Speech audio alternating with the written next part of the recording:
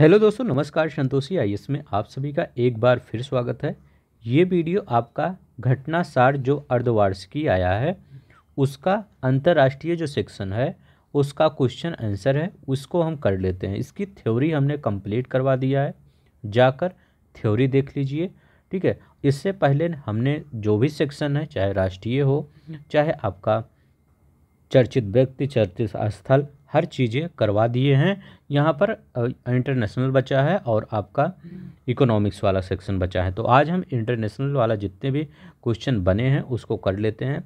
जो लोग नए होंगे वो लोग जान लीजिए, यहाँ पर जो भी आपका थ्योरी के पार्ट में दिया होता है उसको हम क्वेश्चन आंसर के फॉर्म में करवाते हैं। इसको करवाने का एक ही मेरा मकसद होता है कि अगर आप थ्योरी वाला पार्ट पढ़ चुके हैं तो इसको एक बार खुद से चेक करिए कि जो हमने पढ़ा है वो हमें आ रहा है।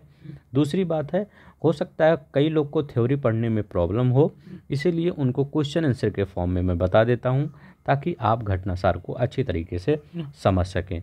तो चलते हैं, शुरू करते हैं। जो लोग नए होंगे प्लीज़ सब्सक्राइब कर लीजिए, क्योंकि हम पूरा आय दृष्टि घटनासार इसी फॉर्म में पढ़ाने वाले हैं। ठीक है, जो अभी आपका नेक्स्ट आने वाला है, चाहे घटनासार आने वाला है चाहे आय दृष्टि आने वाला है। ठीक है, तो चलते हैं, हम शुरू करते हैं। यहाँ पर अंतर्राष्ट्रीय सेक्शन देख लेते हैं। देखिए, जैसे आपका टॉपिक दिया है 50वां G7 शिखर सम्मेलन, उससे रिलेटेड कई क्वेश्चन यहाँ बना लिए। इसके बाद सिप्री की रिपोर्ट है, उससे रिलेटेड जितने भी क्वेश्चन बन सकते हैं उसको बना लिए हैं। ठीक है, तो चलते हैं, हम शुरू करते हैं बिना किसी देरी के। देखते हैं पहला क्वेश्चन कहा क्या रहा है। पहला क्वेश्चन कह रहा होगा आपका, इसका पीडीएफ टेलीग्राम पे मिल जाएगा, आप वहाँ से जाके डाउनलोड कर सकते हैं। ठीक है, विद आंसर, वहाँ पर आंसर भी दिया रहेगा नीचे। चलते हैं, देखते हैं पहला क्वेश्चन क्या कर रहा है। 50वां G7 शिखर सम्मेलन कहाँ आयोजित किया गया था? तो 50वां G7 शिखर सम्मेलन कहाँ आयोजित किया गया था? ये आयोजित किया गया था बोर्गो इग्जानिया फसानो, इटली में आयोजित किया गया था। याद रखेंगे, बी वाला आंसर आपका सही होगा। 50वें G7 शिखर सम्मेलन का आयोजन किस देश की अध्यक्षता में हुआ था? जब इटली में आयोजन किया गया था तो इटली में ही हुआ होगा, तो याद रखेंगे इटली की अध्यक्षता में ये आपका आयोजन किया गया था G7 शिखर सम्मेलन का। कौन से नंबर का था? 50वें नंबर का G7 शिखर सम्मेलन था। ठीक है, और कहाँ पर? इटली की अध्यक्षता में, फसानो शहर इटली में किया गया था। ठीक है, चलते हैं नेक्स्ट देखते हैं। यहाँ पर देखते हैं क्या कह रहा है। कह रहा है G7 सम्मेलन में किसे आउटरीच सत्र कहा जाता है? आउटरीच सत्र ये होता है जिसमें आपके जैसे G7 कंट्री होते हैं, G7 कंट्री के अलावा जो देशों को आमंत्रित किया जाता है उनको आउटरीच सत्र उसको बोला जाता है। तो G7 सदस्य देशों और आमंत्रित गैर सदस्य देशों और संगठनों की बैठक। ठीक है, तो जो लोग ये अगर आउटरीच सत्र पूछे तो याद रखें यही बताइएगा, जो G7 सदस्य देश होते हैं और आमंत्रित गैर सदस्य। जैसे भारत क्या है, गया है, तो भारत एक आउटरीच सदस्य है, क्योंकि भारत G7 का सदस्य नहीं है। जो भारत के अलावा, जैसे भारत गया था आपका, और अर्जेंटीना हुआ आपका, अल्जीरिया हुआ, ये सब आउटरीच सदस्य में गए थे। अभी बताएंगे कौन कौन से आउटरीच सदस्य थे। ठीक है, तो याद रखेंगे G7 सदस्य और गैर सदस्य देशों के संगठनों की बैठक को आउटरीच सदस्य सत्र कहा जाता है। ठीक है, चलते हैं नेक्स्ट देखते हैं। अब देखते हैं यहाँ पर क्या कह रहा है। कह रहा है निम्नलिखित में से कौन सा देश 50वें G7 शिखर सम्मेलन के आउटरीच सत्र के लिए आमंत्रित नहीं था? तो कौन आमंत्रित नहीं था? तो अल्जीरिया भी था, जॉर्डन भी था और ब्राज़ील भी था, लेकिन सऊदी अरब नहीं था। ठीक है, और कई देश थे, जैसे तुर्की भी आमंत्रित था। ठीक, याद रखेंगे तुर्की भी आमंत्रित था, यूक्रेन आमंत्रित था ही, क्योंकि इसी G7 शिखर सम्मेलन में यूक्रेन को $50 बिलियन, याद रखिएगा, $50 बिलियन का सहायता प्रदान की गई थी G7 कंट्रियों के द्वारा। ठीक है, ये भी याद रखेंगे, कितना? $50 बिलियन की। अब इसमें जॉर्डन भी था, तो जॉर्डन बताए, मॉरिटानिया, ट्यूनीसिया, संयुक्त अरब अमीरात, यूएई भी था। ठीक है, तो ये सब देश थे, तो यहाँ पर सऊदी अरब नहीं था। नेक्स्ट देखते हैं।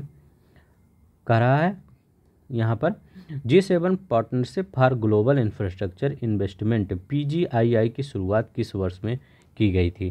ठीक, बताइए किस वर्ष, कहाँ, कब की गई थी? तो इसकी शुरुआत 2022 में ही की गई थी।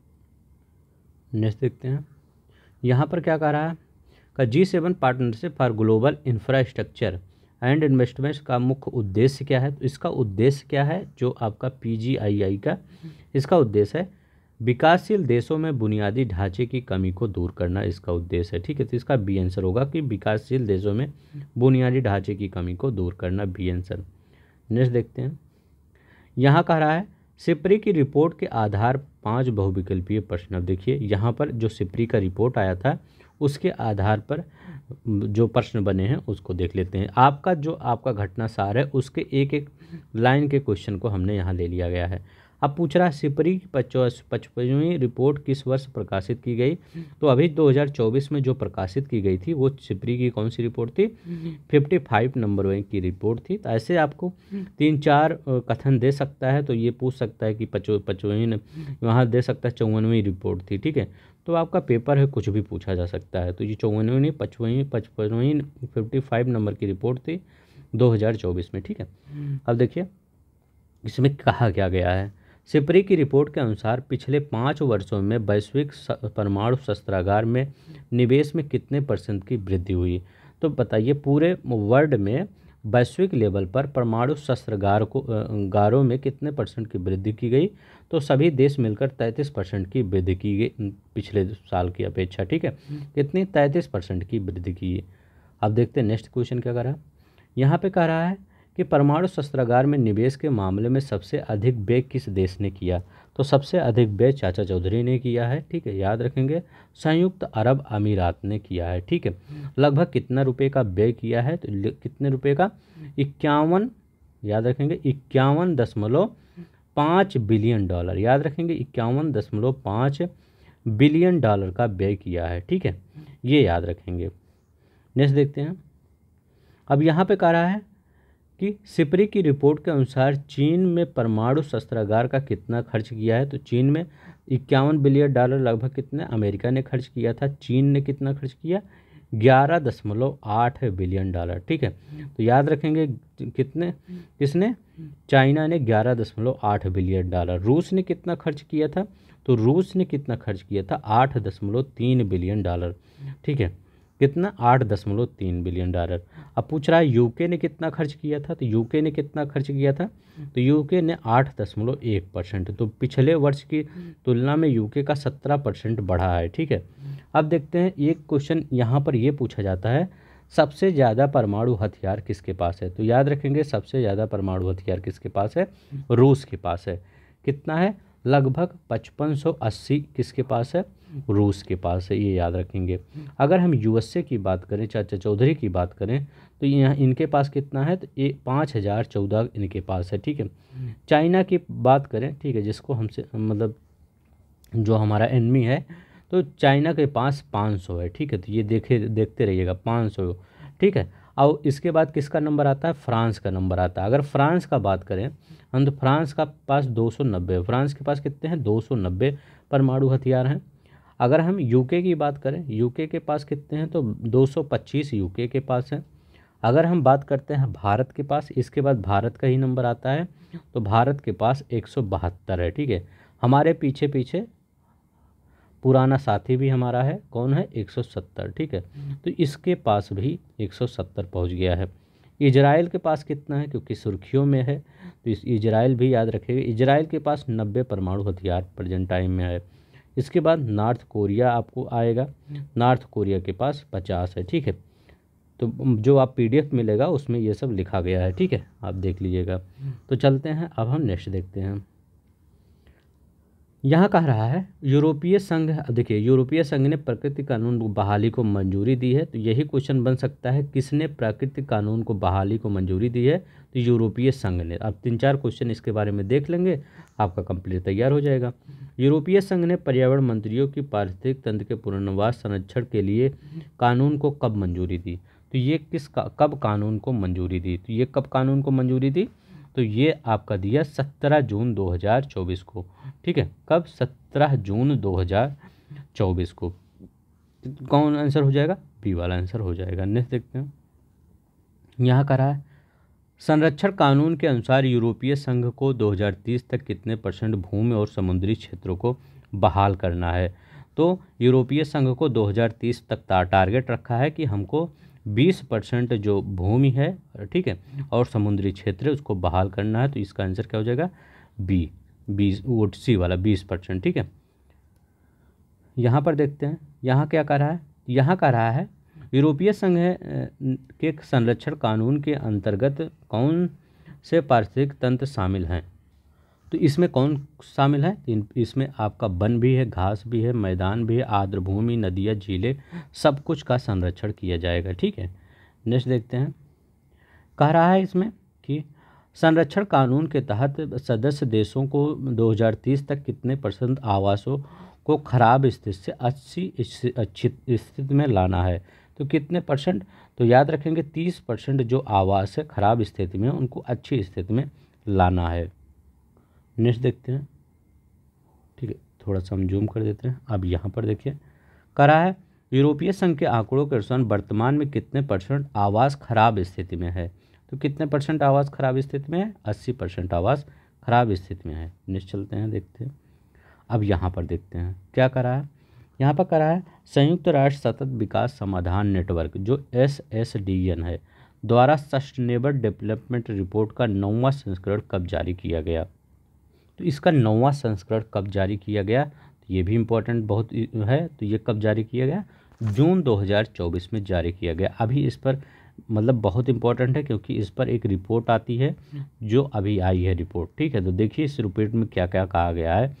इस रिपोर्ट में कहा गया है SDR 2024 के अनुसार 2030 तक कितने परसेंट SDG लक्ष्य पूरे होने की राह पर है। तो कितने % SDG लक्ष्य पूरे होने की राह पर है? तो 16%, ठीक है। ये क्वेश्चन हमने खुद से नहीं बनाया है, आपके घटनासार में सब एक एक लाइन दिया गया है, ठीक है। अब यहाँ पर देखते हैं SDR 2024 के में किन SDG लक्ष्यों को वैश्विक स्तर पर प्रगति स्थिर रही है। तो किसने वैश्विक स्तर पर प्रगति स्थिर रही है? तो बताइए किसमें?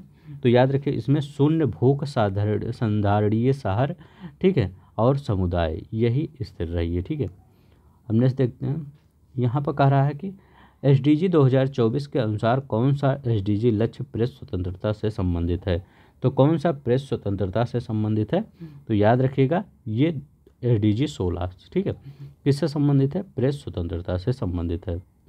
अब ये SDG 16 जो आप पढ़ते हैं उसमें क्या कहा जाता है, ठीक है। यहाँ पे SDG 16 में क्या होता है? पीस, याद रखिए पीस, जस्टिस होता है, peace, justice and strong institution, ठीक है, ये होता है, ठीक है। 16 नंबर में क्या होता है? Peace, justice and strong institution, और प्रेस की स्वतंत्रता संबंधित है, SDG 16 से संबंधित है, ठीक है। चलते हैं नेक्स्ट देखते हैं। नेक्स्ट क्या करा है SDR 2024 के अनुसार 2015 में किन लक्ष्यों को अधिकतम देशों ने प्रगति दिखाई है। तो किन लक्ष्यों में अधिकतम देशों ने प्रगति दिखाई है? तो ये मोटापा दर, लाल सूची सूचकांक और प्रेस स्वतंत्रता इसमें, ठीक है। वैसे भी सब मोटापा के लिए परेशान है तो सब लोग इस पर ज़्यादा काम कर रहे हैं, ठीक है। चाहे वो अमीर व्यक्ति हो चाहे वो गरीब व्यक्ति हो, सभी के लिए एक मोटापा अभिश्राप बनता जा रहा है, ठीक है।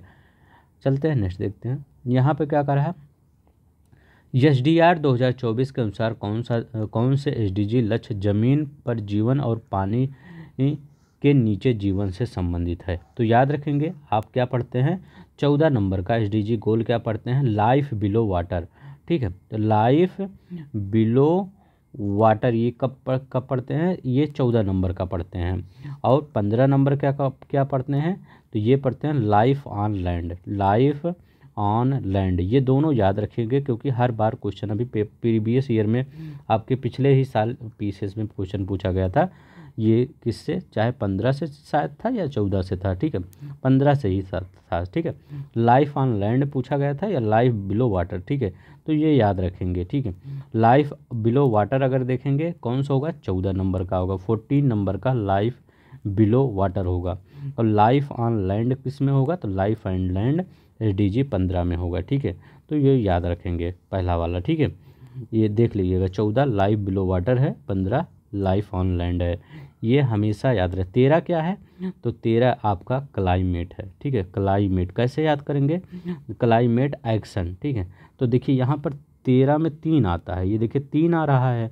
तो 3 क्लाइमेट किससे स्टार्ट हो रहा है, सी से स्टार्ट हो रहा है, और सी अल्फ़ाबेट में ए बी सी होता है, ठीक है। तो ऐसे याद रखिएगा, क्लाइमेट होगा तो याद ही हो जाएगा। तो ठीक है, तो कुछ ना कुछ ट्रिक बना लिया करिए ताकि वहाँ पर याद ज़्यादा ना करने की ज़रूरत पड़े, ठीक है। तो चलते हैं, ये देखते हैं नेक्स्ट। यहाँ पे कह रहा है SDR 2024 के अनुसार कोविड-19 महामारी के विशेष रूप में SDG लक्ष्य को प्रभावित किया। तो जो कोविड-19 है, जो महामारी है, विशेष रूप से किस SDG लक्ष्य को प्रभावित किया। तो ये देखिए बहुत ही अच्छा क्वेश्चन है, ऐसे ही क्वेश्चन बनता है तो अच्छा लगता है। किस, ये देखिए ये क्वेश्चन लगभग कोई नहीं समझ पाता होगा कि ऐसे भी क्वेश्चन बन सकता है, लेकिन बहुत ही अच्छा क्वेश्चन ये बनाया गया, ठीक है। तो ये बताइए कि किस लक्ष्य को प्रभावित किया है। तो याद रखेंगे SDG 3 को प्रभावित किया है। तो SDG 3 में आपका होता क्या है, तो याद रखेंगे SDG 3 में होता है गुड हेल्थ एंड वेलबींग, ठीक है। तो यहाँ लिख देते हैं good health and well being, ठीक है। याद रखें गुड हेल्थ एंड वेलबींग कौन सा होता है, 3 में होता है। दूसरे में क्या होता है, जीरो हंगर, ठीक है। तो याद रखेंगे जीरो हंगर क्या होता है, ये दूसरे में होता है। पावर्टी किस में होता है, तो पावर्टी होता है नो पावर्टी, ठीक है। तो नो पावर्टी गरीबी उन्मूलन, ये नो पावर्टी होती है, ठीक है। देखिए जलवायु कार्रवाई 13 में होता है। 8 श्रम और आर्थिक वृद्धि होता है, जिसको आप decent work and economic growth कहते हैं, ठीक है।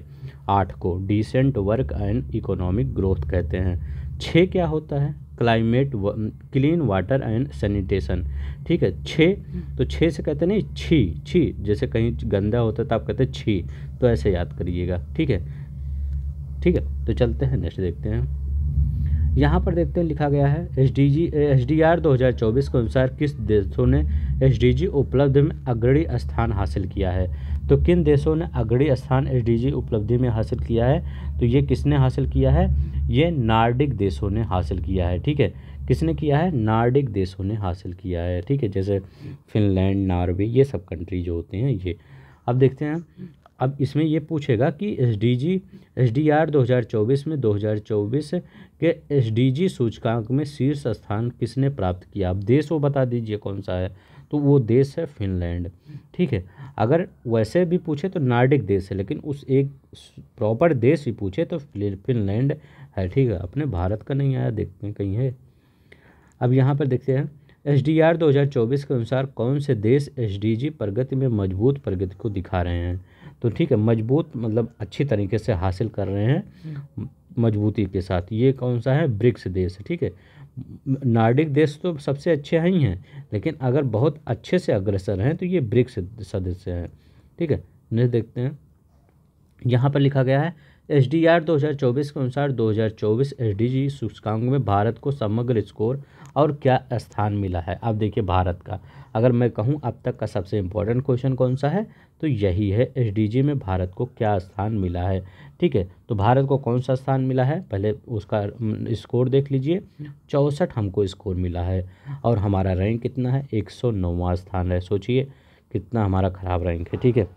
तो तब भी हम अच्छा प्रगति कर रहे हैं। अगर आपसे कोई कहे कि आपको 193 कंट्री में 109वां स्थान प्राप्त है, तो आपको क्या लगेगा, अच्छा लगेगा, ख़राब लगेगा, ठीक है।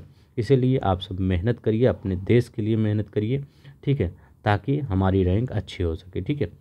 अब यहाँ पर देखते हैं क्या कर रहा है कि SDR 2024 के अनुसार निम्नलिखित किस पर वैश्विक वित्तीय ढांचे में सुधार की आवश्यकता पर जोर दिया गया है। तो वैश्विक वित्तीय ढांचे में किस पर सुधार के मतलब जोर दिया गया है, तो जो निम्न आय वाले होंगे उन्हीं तो निम्न आय वाले देश और निम्न मध्यम आय वाले देश, सी वाला उनका सही है।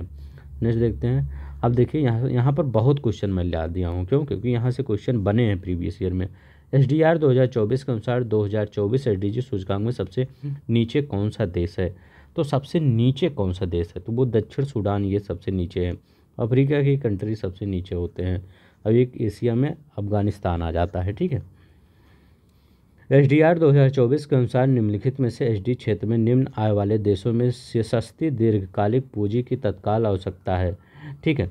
तो मतलब SDG क्षेत्र में निम्न आय वाले देशों में सस्ती दीर्घकालिक पूंजी की तत्काल आवश्यकता है, तो किस एसडीजी में ये पूछ रहा है, ठीक है। तो कौन सी है, एसडीजी 4 है, ठीक है, जिसको शिक्षा बोला जाता है इसी में, ठीक है। तो सस्ती दीर्घकालिक पूंजी, ठीक है। तो ये सस्ती देर, क्योंकि पढ़ेंगे लिखेंगे सस्ते में पढ़ लेंगे और अच्छा पूंजी मिल जाएगा एक देश को, ठीक है। अब देखिए यूक्रेन शिखर सम्मेलन से जो क्वेश्चन बने हैं वो देखते हैं। यूक्रेन शिखर सम्मेलन कब और कहाँ आयोजित किया गया था, तो यूक्रेन शिखर सम्मेलन कब और कहाँ, 16 जून 2024 को बुर्गेनस्टॉक रिसोर्ट स्विट्जरलैंड में स्थापित किया गया था।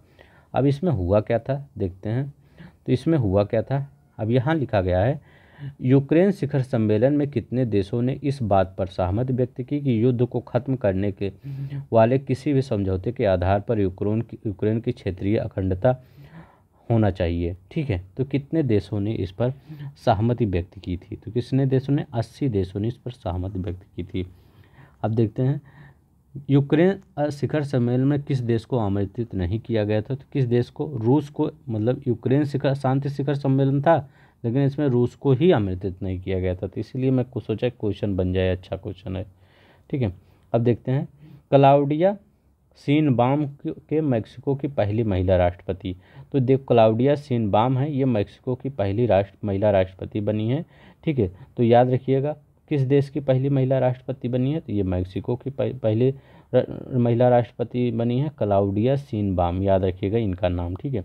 दूसरा क्या याद रखेंगे, अब यहाँ पर याद रखेंगे कि क्लाउडिया शीनबाम ने 3 जून 2024 को किस पद के लिए शपथ ली, तो अभी हमने बताया कि ये राष्ट्रपति पद के लिए शपथ ली, ठीक है। चलते हैं नेक्स्ट देखते हैं। अब देखिए वह इससे पहले किस पद पर रह चुकी हैं, तो वह इससे पहले पर्यावरण सचिव रह चुकी हैं, ठीक है।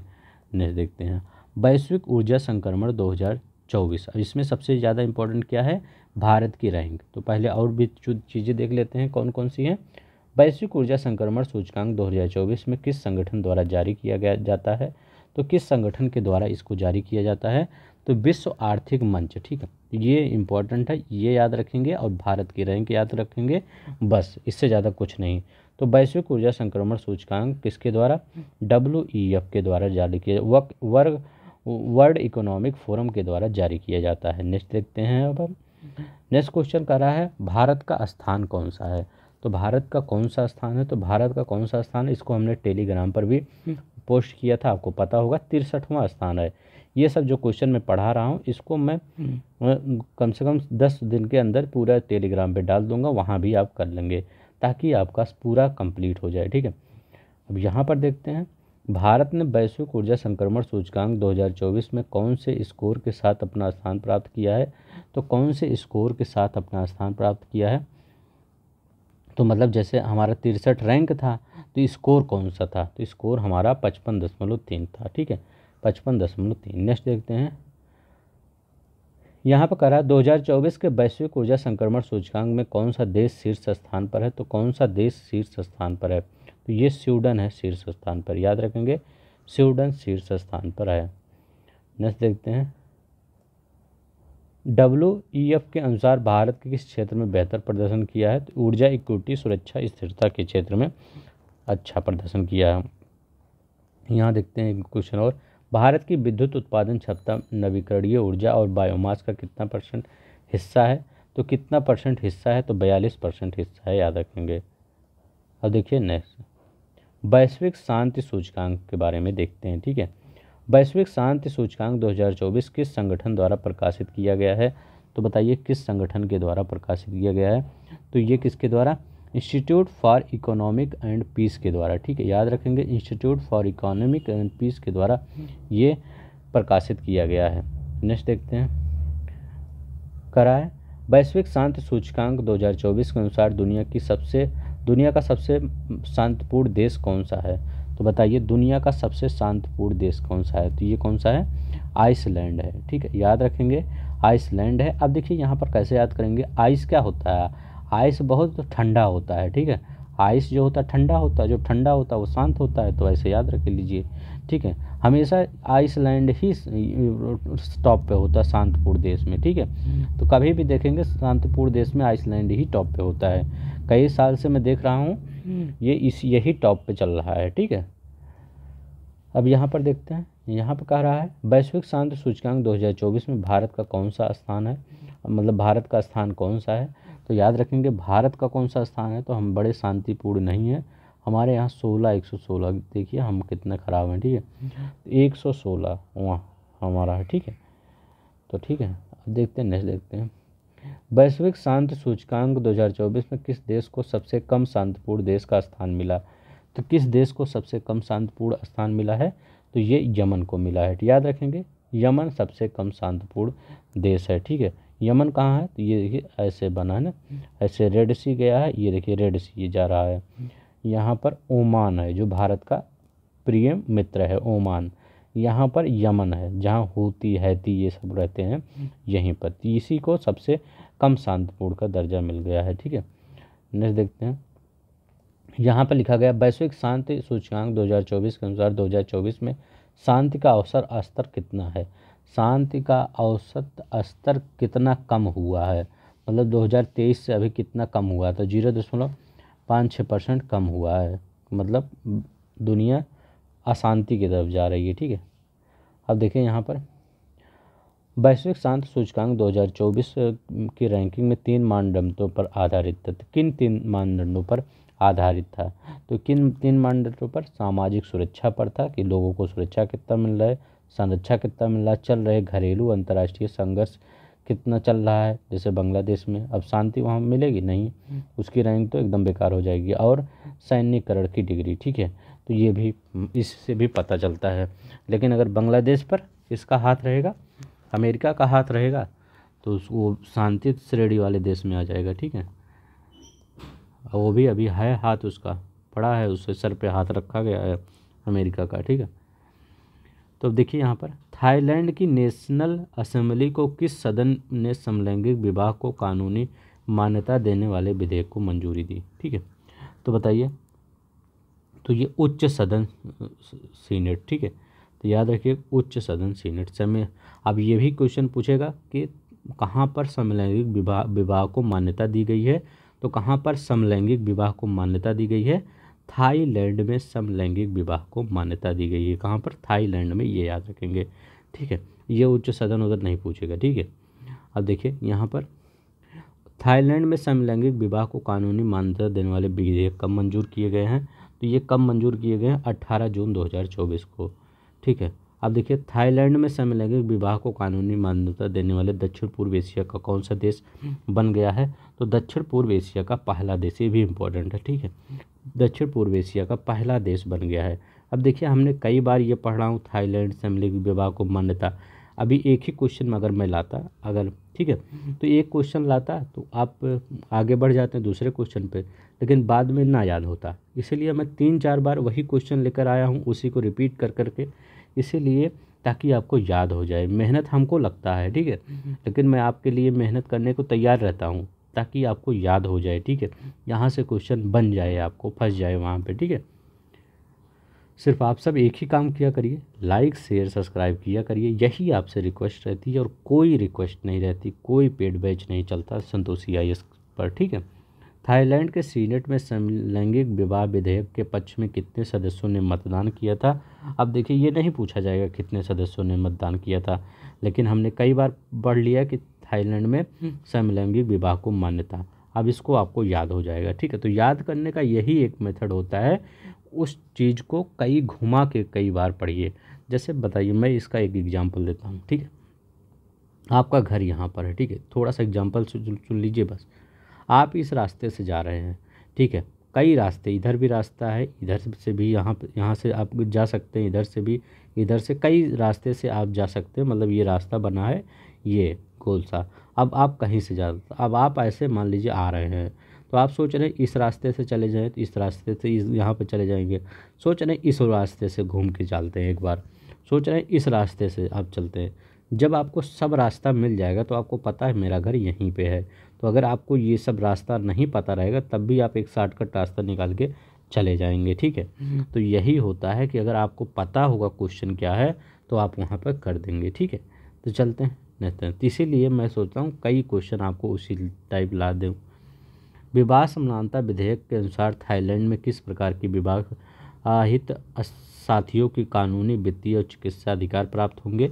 तो किस प्रकार से प्राप्त होंगे जो वहाँ पर, तो वो किसी भी लिंग के विवाहित साथियों को, ठीक है, तो ये याद रखेंगे। अब यहाँ पे देखिए पर्यावरण प्रदर्शन सूचकांक 2024, ये भी बहुत इंपॉर्टेंट है। अभी आप अंतर्राष्ट्रीय पढ़ रहे हैं, इसके बाद मैं इकोनॉमिक्स का सेक्शन लाऊंगा, इसके बाद उत्तर प्रदेश का बजट लाऊंगा, ठीक है। ये उत्तर प्रदेश का जो बजट है उसको भी नहीं करवाया गया है, उसको भी मैं करवा दूंगा, ठीक है, ताकि आपका यहाँ से सब कुछ क्लियर हो जाए।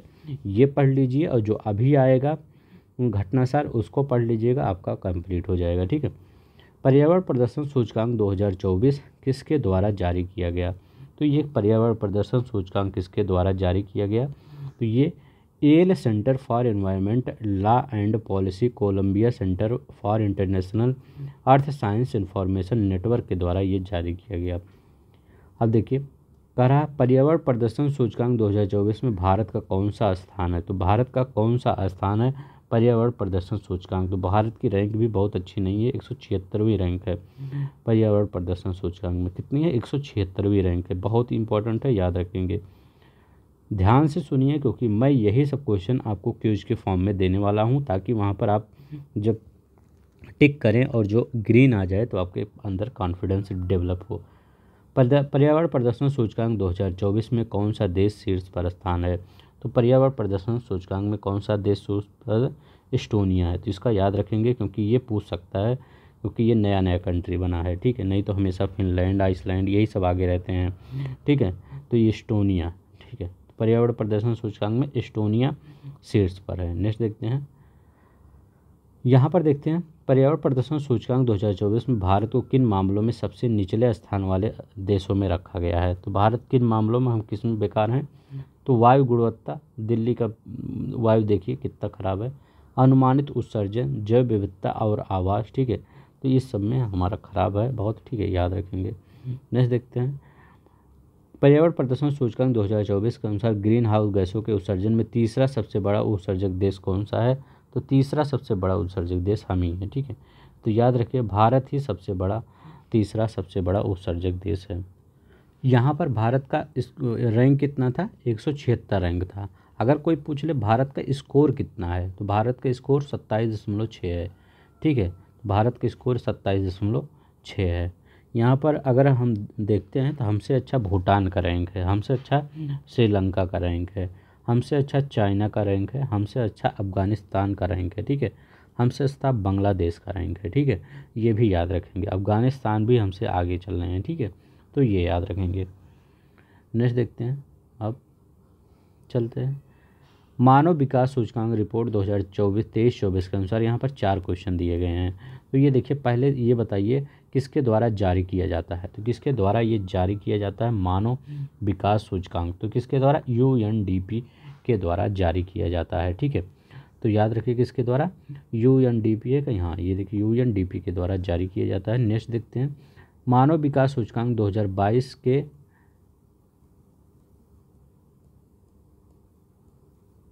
ठीक है, सॉरी थोड़ा सा टेक्निकल इशू हो गया था। 22 के अनुसार किस देश को सबसे निचला स्थान 193वां स्थान प्राप्त हुआ है? तो किसको सबसे बेकार स्थान प्राप्त हुआ है मानव विकास सूचकांक में? तो किसको? सोमालिया को, ठीक है, सोमालिया के डाकू नाम सुने होंगे, जो अफ्रीका महाद्वीप है, ये देखिए अफ्रीका, ये मत ये यहाँ पर, ठीक है, तो याद रखेंगे अफ्रीका ये ऐसे नहीं बनता लेकिन बन गया है, ठीक है, ये देखिए ऐसे, तो ये जो अफ्रीका महाद्वीप का ये वाला स्थान है, यहीं पर सोमालिया है, वो वहीं उसी को सबसे कम 193वां स्थान प्राप्त हुआ है, सबसे लास्ट में। अब यहाँ पर देखते हैं मानव विकास सूचकांक HDI 2022 में भारत को कौन सा स्थान मिला है? तो भारत को कौन सा स्थान मिला है, ठीक है, तो बताइए भारत को कौन सा स्थान मिला है? तो ये याद रखिएगा, ये जो अभी रिपोर्ट है ये 2022 की 23-24 में जारी की गई है, इससे पहले 2021 की रिपोर्ट जारी की गई थी, अभी ये 2022 की रिपोर्ट जारी की गई है, इसमें भारत की रैंक 134 है, ठीक है। भारत का मतलब स्कोर कितना है? स्कोर अगर देखें तो 0.644% है, ठीक है, इसमें रैंक 1 किसका है? स्विट्ज़रलैंड का है, ठीक है, तो स्विट्ज़रलैंड का रैंक 1 है। नॉर्वे का रैंक कितना है? नॉर्वे का 3 है, और आइसलैंड का 4 है, ठीक है, वो 3 है, आइसलैंड का 3 है, नॉर्वे का दूसरा है। तो मानव विकास सूचकांक में स्विट्जरलैंड पहले स्थान पर है, भारत 134वें स्थान पर, और भारत का स्कोर 0.644 है। चलते हैं नेक्स्ट देखते हैं। अब यहाँ पर देखिए कह रहा है मानव विकास सूचकांक SDI के अनुसार 0.550 के नीचे स्कोर किस श्रेणी में आता है। तो 0.55 से नीचे जो श्रेणी के हैं उसमें कौन कौन से आते हैं, तो निम्न मानव विकास वाले देश आते हैं, ठीक है। तो याद रखेंगे उसमें बहुत जिसका एकदम बहुत ही कम मतलब प्रगति कर पाए हैं, बहुत कम विकास कर पाए हैं, ठीक है। तो ये मानव विकास, निम्न मानव विकास वाले देश।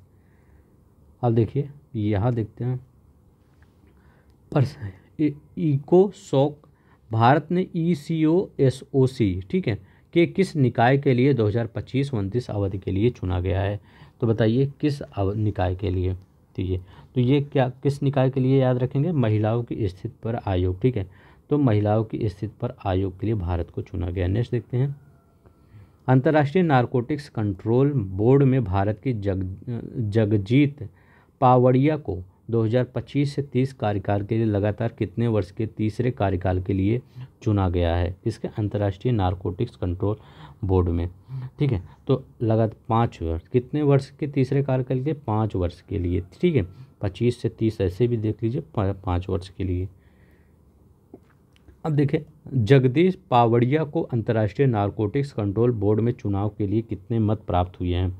तो कितने मत प्राप्त हुए हैं, तो 41 मत प्राप्त हुए हैं, याद रखेंगे 41 मत प्राप्त हुए हैं। अब देखिए विश्व के सबसे बड़े हवाई अड्डे से संबंधित 4 बहुविकल्पीय प्रश्न कौन कौन से हैं। किस देश ने विश्व के सबसे बड़े हवाई अड्डे टर्मिनल की योजना बनाने की घोषणा की है। तो बताइए ये किस देश ने किया है। तो ये किया है, ये अलग ही जो करता रहता है, संयुक्त अरब अमीरात, ठीक है। ये विश्व के सबसे बड़े हवाई अड्डे टर्मिनल कि कहाँ बनेगा, संयुक्त अरब अमीरात में।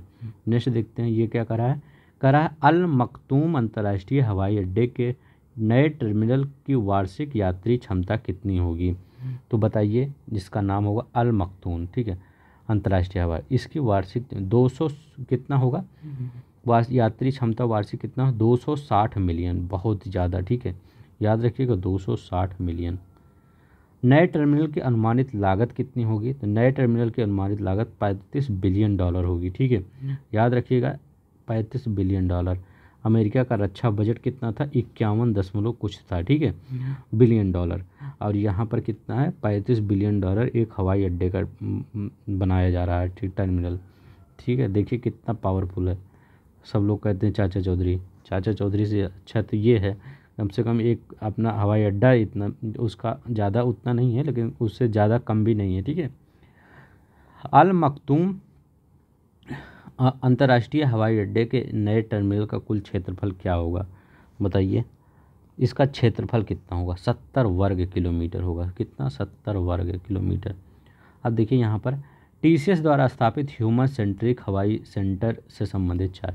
TCS ने ह्यूमन सेंट्रिक AI सेंटर कहाँ स्थापित करने की ये घोषणा की है। तो कहाँ पर, पेरिस फ्रांस में स्थापित करने की घोषणा की है, याद रखेंगे। नेक्स्ट देखते हैं। यहाँ पर क्वेश्चन आपको थोड़ा सा हल्का सा टफ लग रहा होगा क्योंकि जो क्वेश्चन आपके पेपर में आएंगे वो घटनासार और आई दृष्टि क्रॉनिकल से ही आते हैं, तो थोड़ा सा टफ रहेगा। आप पेपर उठा के देखिए, चाहे आप RO का जो हुआ था, कोई सिंपल क्वेश्चन नहीं बना है करंट का, सब टफ क्वेश्चन बने हैं, ठीक है। तो आपको टफ पढ़ेंगे तभी वहाँ करेंगे, सिंपल पढ़ेंगे क्या करेंगे, सिर्फ खुद पढ़ लेंगे, बस याद रहेगा कि हाँ कौन सी चीज़ कहाँ है, कौन सी चीज़ कहाँ नहीं है। लेकिन अच्छा चीज़ पढ़िए ताकि वहाँ पर करिए और अधिकारी बनिए, ठीक है। ह्यूमन सेंट्रिक AI सेंटर का उद्घाटन कब हुआ। तो ह्यूमन सेंट्रिक AI सेंटर का उद्घाटन कब हुआ, ये जून 2024 में हुआ। कब, जून 2024 में हुआ। चलते हैं देखते हैं। ह्यूमन सेंट्रिक AI किस प्रकार की क्षमताओं पर फोकस करेगा। तो ये किस प्रकार की क्षमताओं पर फोकस करेगा, तो ये करेगा मस्तिष्क, कंप्यूटर इंटरफेस और मशीनों में सहानुभूति, ठीक है, ये वाला क्वेश्चन। नेक्स्ट देखते हैं। यहाँ का रहा है TCS का अनुमानित उस TCS का ह्यूमन सेंट्रिक AI सेंटर किस क्षेत्र में स्थित है। तो ये किस क्षेत्र में, तो ला डिफेंस, ठीक है, याद रखिए ला डिफेंस क्षेत्र में, ठीक है। तो याद रखेंगे ये सी वाला आंसर सही हो जाएगा। नेक्स्ट देखते हैं,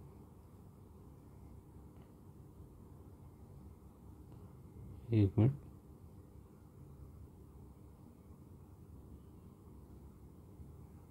एक मिनट,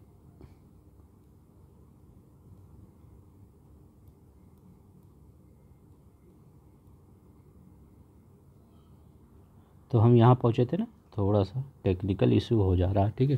देखिए अब देखिए, Times higher education university impact ranking 2024 जारी की गई। टाइम्स हायर एजुकेशन की इम्पैक्ट रैंकिंग 2024 में किस देश का प्रतिनिधित्व सबसे अधिक है? तो बताइए किस देश का प्रतिनिधित्व सबसे अधिक है? तो इसमें भारत का प्रतिनिधित्व सबसे अधिक है। नेक्स्ट देखते हैं, टाइम्स हायर एजुकेशन की इम्पैक्ट रैंकिंग 2024 में भारत के कितने संस्थानों ने भाग लिया? तो भारत के कितने संस्थानों ने भाग लिया? तो भारत के 105 संस्थानों ने भाग लिया था। अब देखिए, एसडीजी के तीसरे लक्ष्य अच्छा स्वास्थ्य और युवा खुशहाली के क्षेत्र में दुनिया में पहले स्थान पर कौन सा भारतीय संस्थान है? तो बताइए इसमें भारत का कौन सा संस्थान है? तो यह है जगत गुरु श्री सिवेश्वर उच्च शिक्षा और अनुसंधान अकादमी मैसूर, ठीक है। तो सी वाला आपका सही हो जाएगा। नेक्स्ट देखते हैं, ये कह रहा है कि स्वच्छ जल और स्वच्छता के क्षेत्र में टाइम्स हायर एजुकेशन की इम्पैक्ट रैंकिंग 2024 में दूसरा स्थान किस भारतीय विश्वविद्यालय को मिला है? तो बताइए किस भारतीय विश्वविद्यालय को मिला है? तो ये किस भारतीय विश्वविद्यालय को मिला है? सुलेनी जैव प्रौद्योगिकी और प्रबंधन विज्ञान विश्वविद्यालय सोलोन, ठीक है। तो ये याद रखेंगे, ये बी वाला। नेक्स्ट देखते हैं क्या कर रहा है, टाइम्स हायर एजुकेशन की यूनिवर्सिटी इम्पैक्ट रैंकिंग 2000 में, ठीक है। तो उसी में है, ठीक है। तो यहाँ पर देखिए, गुणवत्ता शिक्षा के लिए टाइम्स हायर एजुकेशन रैंकिंग 2024 में शीर्ष 100 में से कौन सा भारतीय तीसरे स्थान पर है? तो शीर्ष 100 में से कौन सा भारतीय विश्वविद्यालय जो है वो तीसरे स्थान पर है? तो ये कौन सा है? अमृता विश्व विद्यापीठ है, ठीक है। तो ये याद रखेंगे, अमृता विश्व विद्यापीठ। नेक्स्ट देखते हैं, लैंगिक समानता के क्षेत्र में दुनिया के शीर्ष 100 संस्थानों में मणिपाल उच्च शिक्षा अकादमी कौन सा स्थान मिला है? तो ये कौन सा स्थान मिला है? ये 15वां स्थान मिला है, ठीक है। असमानताओं के कमी करने पर दुनिया के शीर्ष 100 संस्थानों में से भुवनेश्वर स्थित किस संस्थान को छठा स्थान मिला है? तो बताइए किस संस्थान को छठा स्थान मिला है? तो ये कलिंगा औद्योगिक प्रौद्योगिकी संस्थान को मिला है, ठीक है। अब देखिए, वैश्विक लैंगिक समानता सूचकांक 2024 के बारे में क्वेश्चन देखते हैं। यहाँ पर क्वेश्चन क्या बन रहा है? तो यहाँ बन रहा है वैश्विक लैंगिक समानता सूचकांक 2024 में भारत को कौन सा स्थान प्राप्त हुआ है? तो ये जेंडर इक्वलिटी वाले में ये 129वीं रैंक प्राप्त हुई है, 129 रैंक प्राप्त हुई, ये याद रखेंगे। चलते हैं नेक्स्ट देखते हैं, यहाँ का रहा लैंगिक समानता सूचकांक 2024 में कौन सा देश शीर्ष स्थान पर है? तो कौन सा देश इसमें शीर्ष स्थान पर है? तो आइसलैंड इसमें शीर्ष स्थान पर है। अब यहाँ पर देखते हैं 2024 के वैश्विक लैंगिक समानता सूचकांक में सबसे निचले स्थान पर कौन सा है? तो याद रखेंगे सबसे निचले स्थान पर कौन सा है? तो इसमें सूडान है सबसे निचले स्थान पर। यहाँ पे कह रहा है कि भारत ने वैश्विक लैंगिक समानता सूचकांक 2024 में महिला राज्य व राष्ट्राध्यक्षों की दृष्टि इससे समानता के मामले में कौन सा स्थान प्राप्त किया है? ठीक है, तो भारत का ये 10वां स्थान मिला है, ठीक है। ये कह रहा है महिला राज्य व राष्ट्राध्यक्षों की दृष्टि में समानता के मामले में, ठीक है। ये अलग है, नहीं तो सोच रहे होंगे कि हमारा रैंक बहुत अच्छा है, ठीक है। ये 10वां स्थान मिला है। भारत में माध्यमिक शिक्षा में नामांकन के मामले में कौन सा मापदंड हासिल किया गया है? तो ये कौन सा? सबसे अच्छे लैंगिक समानता, ठीक है। अब देखिए, बायो फार्मास्यूटिकल अलायंस के गठन से संबंधित 2 क्वेश्चन है, ये भी देख लेते हैं। इसमें क्या करा है, बायो फार्मास्यूटिकल अलायंस के गठन में कौन से देश शामिल हैं? तो ये कौन से देश शामिल हैं इसमें? तो इसमें भारत, संयुक्त राज्य अमेरिका, दक्षिण कोरिया, जापान और यूरोपीय संघ शामिल है। तो बी वाला आंसर सही हो जाएगा। नेक्स्ट देखते हैं, कह रहा है बायो फार्मास्यूटिकल अलायंस की पहली बैठक किस घटना के दौरान आयोजित की गई? तो इसकी पहली बैठक किस दिन? तो बायो इंटरनेशनल कन्वेंशन 2024 के बाद, ठीक है। नेक्स्ट देखते हैं, कह रहा है विश्व वन्यजीव अपराध रिपोर्ट 2024 की विश्व वन्यजीव अपराध रिपोर्ट के अनुसार 2015 से 21 के दौरान सबसे अधिक प्रभावित वन्यजीव प्रजातियां कौन सी हैं? तो सबसे अधिक प्रभावित वन्यजीव प्रजातियाँ कौन सी है? गैंडे और देवदार। गैंडा जो पशु है और देवदार जो वृक्ष है, यही सबसे ज़्यादा प्रभावित हुए हैं 2015 से 2021 के बीच में। ठीक है, नेक्स्ट देखते हैं। अब यहाँ पे कह रहा है कि 2015 से 21 के दौरान अवैध वन्यजीव व्यापार में सबसे बड़ा हिस्सा किस प्रजाति का था? तो बताइए। तो ये गैंडे का सींग। ठीक है, तो गैंडे का सींग सबसे ज़्यादा व्यापार किया गया था। ठीक है, 2015 से 21 के दौरान। यहाँ पर देखते हैं, कह रहे हैं गैंडे के सींग और पेंगुलिन के सल्क पर अवैध व्यापार कितना % है? तो जो पेंगुइन होता है ना, ऐसे ना, मतलब टेढ़ा टेढ़ा ऐसे होता है। ठीक, ऐसे। ठीक है, तो वो उसका सल्क, जैसे मगरमच्छ का सल्क होता है ऊपर वाला, उसको सल्क बोलते हैं। जो ऊपर मतलब उसके मतलब शरीर पर ऊपर होता है, उसको सल्क कहते हैं। तो ये बताइए ये कितना था? तो क्रमशः कितना था? गैंडे के सींग में 29% था। ठीक है, और ये पेंगुइन के सल्क 28%। ठीक है, तो मानव ही सबसे खराब पशु है, जानवर है। ठीक है, किसी को नहीं छोड़ता। ठीक है, अपने प्रॉफिट के लिए। ठीक है, तो चलते हैं, देखते हैं। तो प्राकृतिक का जो कहर आता है, कभी कभी लगता है सही आया है। ठीक है, जो प्राकृतिक का कहर आया है, कभी कभी लगता है कि हाँ प्रकृति ने सही किया है। थोड़ा सा मानव को पता चलना चाहिए कि प्रकृति के साथ खिलवाड़ कैसा होता है। 2015 से 21 के दौरान वैश्विक अवैध वन्यजीव व्यापार में हाथी के दांत का कितना % हिस्सा था? तो बताइए, हाथी के दांत का कितना % हिस्सा था? देखिए 15%। अब हाथी को भी नहीं छोड़ना है, मतलब गणेश भगवान के सवारी को भी ये सब नहीं छोड़ना है। ठीक है, अब देखते हैं यहाँ क्या करा। फोर्ब्स की अंडर 30, फोर्ब्स की 30 अंडर 30 एशिया सूची 2024 में भारत से कितनी प्रविष्टियाँ शामिल थीं? तो बताइए कितनी प्रविष्टियाँ शामिल थी? तो इसमें 86। ठीक है, याद रखिए 86 प्रविष्टियाँ शामिल थी। अब देखिए 2024 के फोर्ब्स की 30 अंडर 30 एशिया सूची में सबसे अधिक प्रविष्टियाँ किस देश से थी? तो सबसे अधिक प्रविष्टियाँ किस देश से थी? ये भारत से ही थी। ठीक है, याद रखें कहाँ से थी? भारत से ही थी। ठीक है, नेक्स्ट देखते हैं। अब देखिए फोर्ब्स अंडर 30 एशिया सूची में स्टैटिक इंडिया के सह संस्थापक कौन है? तो स्टैटिक इंडिया के सह संस्थापक कौन है? अच्युत बंसल और राघव अरोड़ा। ठीक है, अच्युत बंसल और राघव अरोड़ा हैं। यहाँ देखते हैं 2030 की फोर्ब्स के अंडर 30 एशिया में सूची में द डिस्पोजल कंपनी के संस्थापक कौन हैं? तो द डिस्पोजल कंपनी के संस्थापक भाग्यश्री जैन हैं। ठीक है, तो भाग्यश्री जैन। अब देखिए यहाँ क्या कर रहा है, दुनिया के 50 सबसे अमीर शहरों की। तो बेल्थेस्ट सिटीज रिपोर्ट 2024 आया था। दुनिया का सबसे धनी शहर कौन सा है? तो बताइए दुनिया का सबसे धनी शहर कौन सा है? तो ये है न्यूयॉर्क। याद रखेंगे, न्यूयॉर्क सबसे धनी शहर है। ये इंपॉर्टेंट है, पूछेगा क्वेश्चन आपसे। का बेल्थेस्ट सिटीज 2024 भारत का कौन सा शहर दुनिया के 24वें सबसे अमीर शहर में आता है? तो भारत का भी एक शहर है जिसको कहते हैं मुंबई। ठीक है, सपनों की नगरी। ठीक है, तो मुंबई। अब देखिए यहाँ पर बेल्थेस्ट सिटीज 2000 याद भी रखिएगा 24वें स्थान पर है पूरे दुनिया में। ठीक है, याद रखें, नहीं तो पहले स्थान पर भारत का अगर पूछा जाए, भारत का कौन पहले, तो वही है। अगर पूरे दुनिया की बात करें 24वें नंबर पे है। पहले नंबर पे न्यूयॉर्क। बेल्थेस्ट सिटीज 2024 के अनुसार न्यूयॉर्क शहर में कुल कितने करोड़पति हैं? तो न्यूयॉर्क शहर में लगभग जितने लोग हैं उसमें सब करोड़पति ही हैं। ठीक है, तो कितना आता है ये? 3,49,500। ठीक है, अभी ज़्यादा आबादी भी, मतलब ज़्यादा आबादी भी नहीं होगी। ठीक है, मतलब जितने भी लोग वहाँ पे हैं सब अमीर हैं, मतलब वहाँ गरीब होंगे ही नहीं। ठीक है, यहाँ पर देखते हैं हेनले रिपोर्ट के अनुसार मुंबई में कितने सेंटिक करोड़पति हैं? ठीक है, तो याद रखिएगा ये कितने हैं? 236। ठीक है, मुंबई में 236 करोड़पति हैं। ठीक है, याद रखेंगे। अब देखते हैं यहाँ पर क्या कर रहा है। वेल्थ सिटीज रिपोर्ट 2024 को सिर्फ 50 धनी शहरों में से कितने अमेरिका शहर शामिल हैं? जितने शीर्ष 50 धनी शहर हैं उसमें कितने अमेरिका के शहर शामिल हैं?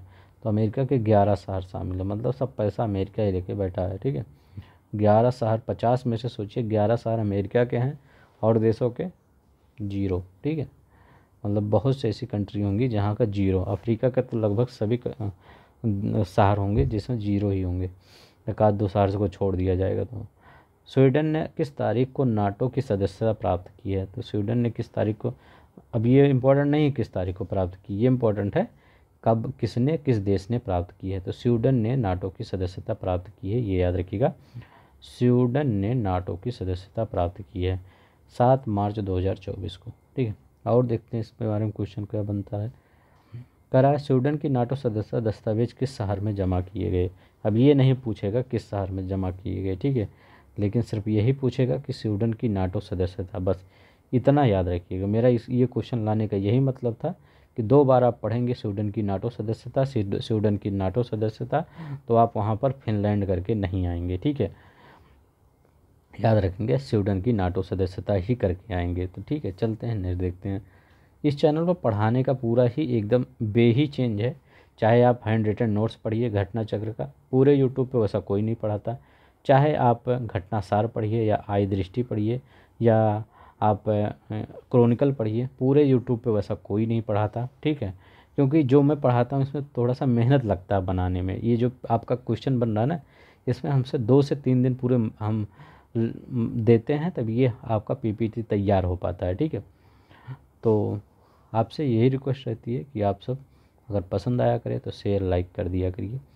तामजा ब्लू होम, अब देखिए ये क्या है, किस देश में, ये देखिए ये जो तामजा ब्लू होम है, एक मतलब जो किनारे होता है वो गहराई पर एक मतलब होल होता है। ठीक है, तो मतलब ये पूछा गया है, मतलब जैसे ये किनारा है तो किनारे पर एक गहराई, जो ये समुद्र का किनारा है यहीं पर गहराई का एक होल, तो ये सबसे बड़ा होल देखा गया। तो ये कौन सा है, ये कहाँ पर देखा गया, तो किस देश में स्थित है? ये मैक्सिको में स्थित है।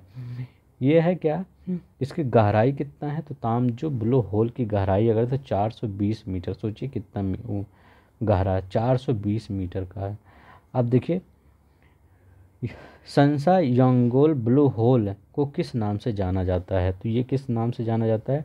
ड्रैगन। क्योंकि इसके बारे में क्यों बात किया जा रहा है, क्योंकि पहले यही था, अब ये जो तामजा ब्लू होल हो गया, अब इसका नंबर आ गया। ठीक है, अब ये देखिए तामजा ब्लू होल की खोज दुनिया में सबसे गहरा ज्ञात ब्लू होल, मतलब इससे पहले जो जैसे तामजा भी ज्ञात हुआ है, ठीक है, क्या ये मान लीजिए तामजा क्या है अभी ज्ञात हुआ कि खोजा गया, लेकिन इससे पहले भी तो खोजा गया था, कोई रहा होगा, तो वो कौन सा है, तो वो कौन सा है, वही जो अभी है इंसा यांगले ब्लू होल, जिसको ड्रैगन ब्लू होल कहते हैं। ये कहाँ होता है, ये जो किनारा होता है उसी के किनारे पर ही ये पाया जाता है ब्लू होल। ठीक है, अब ये देखिए प्रधानमंत्री नरेंद्र मोदी की भूटान यात्रा के बारे में देखते हैं। प्रधानमंत्री नरेंद्र मोदी की भूटान यात्रा कब की थी? तो प्रधानमंत्री, ये इंपॉर्टेंट है, याद रखेंगे, मोदी जी से संबंधित है, तो ये कब की थी? 22 से 23 मार्च 2024 के बीच में किया था। 22 से 23 मार्च 2024 के बीच में प्रधानमंत्री नरेंद्र मोदी ने भूटान की यात्रा किया था। प्रधानमंत्री भूटान की यात्रा में कितनी राशि की सहायता देने की घोषणा की? तो भारत ने कितनी राशि की सहायता देने की घोषणा की? तो याद रखेंगे 10,000 करोड़ रुपए।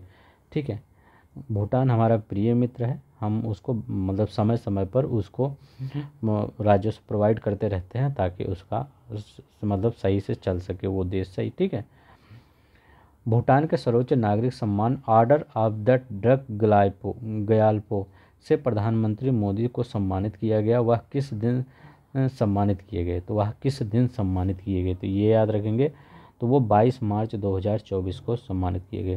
तो ये नहीं पूछेगा किस दिन सम्मानित किए गए, वो पूछेगा कि order of the drug Gyalpo ये किस देश के द्वारा प्रधानमंत्री मोदी जी को दिया गया? तो भूटान के द्वारा प्रधानमंत्री मोदी जी को दिया गया, ये भूटान का सर्वोच्च सम्मान है। अब यहाँ देखिए, यहाँ कह रहे हैं Gyaltsuen Jetsun Pema Wangchuck mother and child hospital का उद्घाटन किसने किया, किस दिन किया गया? तो ये 23 मार्च को किया गया। ठीक है, याद रखेंगे 23 मार्च। नेक्स्ट देखते हैं, प्रधानमंत्री नरेंद्र मोदी और भूटान के प्रधानमंत्री किन क्षेत्रों में सहयोग बढ़ाने पर सहमति हस्ताक्षर किए? तो किस क्षेत्र में? नवीकरणीय ऊर्जा, कृषि सेवाओं, कृषि युवाओं के आदान प्रदान, ठीक है, ये सेवाओं होगा, सेवाओं के आदान प्रदान, पर्यावरण, वानिकी और पर्यटन। ठीक है, तो ये यहाँ होगा बी होगा। ठीक है, नेक्स्ट चलते हैं। Happiness index 2024। ठीक है, आप देखिए इसके बारे में। हैप्पीनेस इंडेक्स 2024 किस संगठन द्वारा जारी किया गया? तो ये किस संगठन के द्वारा जारी किया गया? तो ये संयुक्त राष्ट्र सतत विकास नेटवर्क के द्वारा ये जारी किया गया। ठीक है, याद रखेंगे किसके द्वारा? संयुक्त राष्ट्र सतत विकास नेटवर्क के द्वारा हैप्पीनेस इंडेक्स जारी किया गया। ठीक है, चलते हैं देखते हैं। हैप्पीनेस इंडेक्स में सबसे खुशहाल देश है कौन सा था? सबसे शांतिपूर्ण देश हम किसको बता रहे थे? सबसे शांतिपूर्ण आइसलैंड। ठीक है, आइसलैंड। अब देखिए करें सबसे खुशहाल देश, तो यहाँ पर एक ही रहता है, फेना ही लेना। ठीक है, तो ये याद रखेंगे, फेना ही लेना। जब ये प्रचार फेना का आता है, एक साबुन होता है, ठीक है, डिटर्जेंट आता है, जब वो हमेशा वो देखिए जो प्रचार करते हैं वहाँ पे जो एक्टर रहते हैं हमेशा खुश रहते हैं, तो ऐसे याद रखिए फिनलैंड। वैसे भी आप सबको पता ही होगा, इसमें कुछ ज़्यादा ट्रिक लगाने की ज़रूरत नहीं है क्योंकि हमेशा यही रहा है टॉप पे। ठीक है, हैप्पीनेस वर्ल्ड हैप्पीनेस इंडेक्स 2024 में भारत की रैंक क्या है? तो भारत की रैंक क्या है? 126 भारत की रैंक है। हमारी रैंक 126 है। मतलब क्या है, हम सब बहुत टेंशन में हैं। किसी को जॉब की टेंशन है, किसी को घर की टेंशन है, किसी को बाहर की टेंशन है। मतलब सभी को किसी न किसी की टेंशन रहती है। ठीक है, मतलब हम सब पैसा तो खूब कमाते हैं सब, लेकिन टेंशन रहता है सबके अंदर। ठीक है, भारत के लिए वर्ल्ड हैप्पीनेस इंडेक्स 2024 का स्कोर क्या है? तो स्कोर भी बताइए। स्कोर भी बहुत ज़्यादा सही नहीं है, 4.054। ठीक है, बी वाला आंसर। ठीक है, वर्ल्ड हैप्पीनेस इंडेक्स 2024 में किस देश की खुशहाली की स्थिति सबसे खराब है? बताइए किस देश की खुशहाली की स्थिति सबसे खराब है? तो ये देश कौन सा है? कोई नहीं, अफगानिस्तान है। खराब अगर स्थिति में आता है तो एशिया में ये अफगानिस्तान आता है या नॉर्थ कोरिया आता है किसी किसी में। और अगर देखें अफ्रीका में देखा जाए तो वहाँ पर सूडान, सोमालिया ये सब आ जाते हैं कंट्री। ठीक है, और अगर वहाँ पर बस यूरोप में तो कोई आता ही नहीं। ख़राब स्थिति में यूरोप में कोई देश ही नहीं आता। ठीक है, अब यहाँ पर देखते हैं 6 नंबर क्वेश्चन। इसमें भारत के पड़ोसी देश में कौन सा देश खुशहाली के मामले में भारत से बेहतर स्थिति में है? तो कौन सा? ये देखिए, तो कौन सा? चाइना। देखिए चाइना, ये क्वेश्चन बहुत अच्छा लग रहा है हमको। ठीक है, चाइना। चाइना देखिए खुशहाल हमसे ज़्यादा है। ठीक है, और हम सब क्या है? खुशहाल नहीं है। ताइवान के नए राष्ट्रपति कौन से बने हैं? लाई चिंग बने हैं। ताइवान के नए राष्ट्रपति लाई चिंग बने हैं ने किस दिन किस स्थान पर अपना मतलब ग्रहण किया? तो 20 मई 2024 को। ठीक है, 20 मई 2024 में ताइपे में। ठीक है, ताइपे ताइवान की राजधानी है। ठीक है, तो यहाँ पर ये नहीं इम्पोर्टेंट है कब, ये इम्पोर्टेंट है ताइवान के नए राष्ट्रपति लाई चिंगते। लाई चिंगते याद रखेंगे। ठीक है, लाई चिंगते। ठीक, इनके बारे में याद रखेंगे। चलते हैं नेक्स्ट देखते हैं। यहाँ क्या करा है? ताइवान के नए राष्ट्रपति लाई चिंगते ने अपने उद्घाटन भाषण में किस देश से सैन्य धमकी बंद करने का आग्रह किया? तो किस देश से? तो कौन ताइवान को देगा सैन्य धमकी? चाइना ही देगा, और क्या। यात्रा पर्यटन विकास सूचकांक रिपोर्ट 2024। तो यात्रा पर्यटन विकास रिपोर्ट सूचकांक 24 में भारत की रैंक कब कितनी थी? इसमें हमारी रैंक थोड़ी सी अच्छी है। ठीक है, 39 रैंक है। ठीक है, बहुत ही अच्छा रैंक नहीं कह सकते लेकिन अच्छा ही है इतना। ठीक है, यहाँ पर यात्रा पर्यटन विकास सूचकांक 2024 में सबसे ऊपर कौन सा देश है?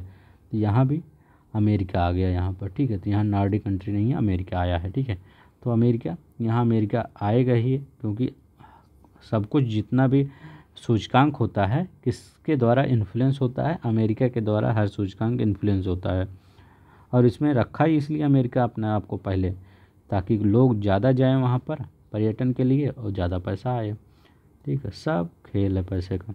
यात्रा पर्यटन विकास सूचकांक 2024 के अनुसार भारत के बाद दक्षिण एशिया और निम्न मध्यम आय वाली अर्थव्यवस्थाओं में सर्वोच्च स्थान पर कौन सा देश है? तो बताइए कौन सा देश है? तो ये नेपाल है। ठीक है, कौन सा? नेपाल है। अगर देखा जाए नेपाल यात्रा पर्यटन विकास सूचकांक में बहुत अच्छा रैंक होना चाहिए क्योंकि ये नेपाल के अंदर घूमने के लिए बहुत अच्छी जगह है। ठीक है, मुझे लगता है पूरे इधर दक्षिण एशिया में सबसे अच्छा जगह अगर कहीं है तो नेपाल है, तो नेपाल जाइए, घूमिए, बहुत अच्छा जगह है, ठीक है। लेकिन नेपाल जाइएगा तो प्लेन से मत जाइएगा, ठीक है। प्लेन से मत जाइएगा, क्योंकि प्लेन का कोई वो नहीं है कि कब वहाँ पर एक्सीडेंट हो जाए प्लेन का, ठीक है। आप जाइए बाई रोड, ठीक है, बाई रोड जाइए, बहुत सेफ्टी फील करेंगे, कोई प्रॉब्लम नहीं होगी। यूरोपीय संघ ने कृत्रिम बुद्धिमत्ता को विनियमित करने के लिए कौन सा कानून मंजूरी दी है? किस कानून को मंजूरी दी है तो बताइए। ये एआई अधिनियम को मंजूरी दी है। क्या है? एआई अधिनियम को।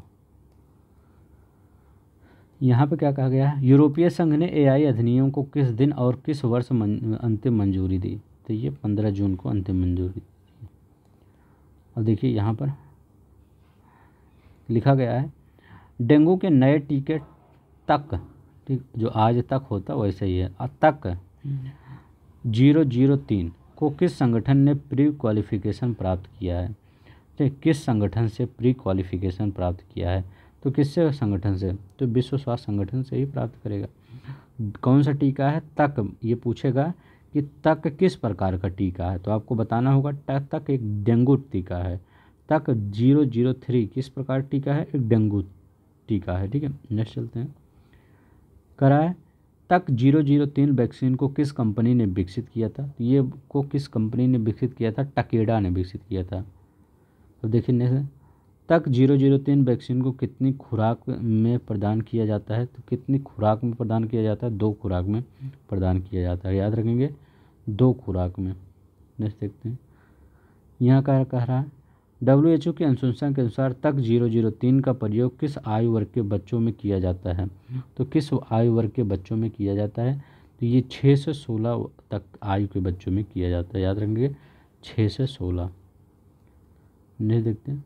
अब यहाँ पे क्या करा है? यूएई ने 10 वर्षीय ब्लू रेजिडेंस वीज़ा स्कीम की घोषणा कब की? तो ये कब की?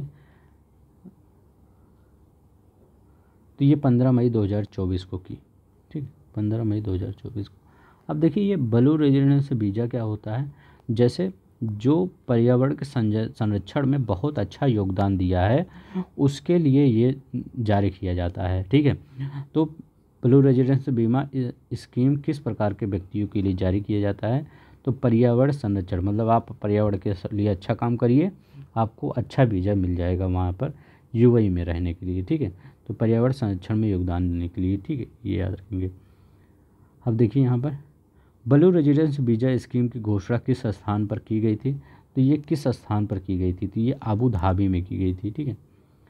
नेक्स्ट देखते हैं, यूएई ने वर्ष 2023-24 को किस वर्ष के रूप में घोषित किया? तो यूएई ने ईयर ऑफ सस्टेनेबिलिटी, ठीक है, ईयर ऑफ सस्टेनेबिलिटी के रूप में घोषित किया। नेक्स्ट देखते हैं, कह रहा है यूरोपीय संघ ने महिलाओं के खिलाफ हिंसा से निपटने के लिए अपना पहला कानून कब पारित किया? तो अपना पहला कानून कब पारित किया? 7 मई 2024 को अपना पहला कानून पारित किया। नेक्स्ट देखते हैं, यूरोपीय संघ का नया कानून महिलाओं के खिलाफ किन अपराधों को अपराध घोषित करने का प्रावधान करता है? तो किस में? तो इसमें याद रखेंगे जो सबसे बड़ा यही होगा, लिंग आधारित हिंसा, महिला जन्नांग विकृति, जबरन विवाह, ऑनलाइन उत्पीड़न, ठीक है। नेक्स्ट देखते हैं, यूरोपीय संघ के सदस्य देशों को नए कानून को अपने राष्ट्रीय कानूनों में शामिल करने के लिए कितने समय दिया गया है? तो 3 वर्ष का समय दिया गया है, ठीक है। नेक्स्ट देखते हैं, अब क्या कर रहा है? इस कानून के तहत महिलाओं के खिलाफ आपराधिक गंभीर स्थिति के आधार पर कितने वर्षों तक के कैद की सज़ा प्रावधान है? तो ये 1 से 5 वर्षों तक की कैद और सज़ा का प्रावधान है। अब देखिए प्रवासन रिपोर्ट, ठीक है, विश्व प्रवासन रिपोर्ट, ठीक है, के अनुसार वर्ष 2022 में भारत ने कितना प्रेशर प्राप्त किया? तो ये कितना प्रेशर प्राप्त, प्रेशर मतलब रेमिटेंस कितना आता है भारत से, जैसे बाहर के लोग जो काम करने जाते हैं वो भारत में कितना पैसा भेजते हैं? तो कितना? 111 बिलियन डॉलर, ठीक है। नेक्स्ट देखते हैं, यहाँ पर प्रवासन रिपोर्ट 2024 के अनुसार भारत में अंतर्राष्ट्रीय प्रवासियों की सबसे बड़ी संख्या किस देश में है? तो भारत में सबसे ज़्यादा कहाँ लोग जाते हैं? यूएई में जाते हैं। यूएई आधा इंडिया ही है, देखेंगे आप वहाँ पर, वो आधा इंडिया ही कहलाता है यूएई, ठीक है। कुछ दिन में वो इंडिया ही बन जाएगा। और ये यूएई है, अमेरिका है, ठीक है, ये बी वाला नहीं है, ए वाला है, ठीक है, ये वही मैं देखा यहाँ पर बी ही लगा रहा था, तो यहाँ पर ये नहीं है, ए वाला यूएई है, फिर अमेरिका है, फिर सऊदी अरब है, ठीक है, ए वाला सही हो जाएगा। नेक्स्ट देखते हैं, वर्ष 2022 में प्रेशर प्राप्तकर्ता के देश की सूची में भारत के साथ कौन कौन से देश शीर्ष 5 में शामिल हैं। तो भारत के साथ कौन कौन से देश हैं, तो याद रखेंगे, पहला तो मतलब भारत ही है, तो पहला भारत ही है, लगा देंगे भारत, दूसरा मैक्सिको है, तीसरा चाइना है, फिलीपींस है और फ्रांस है, तो ये याद रखेंगे।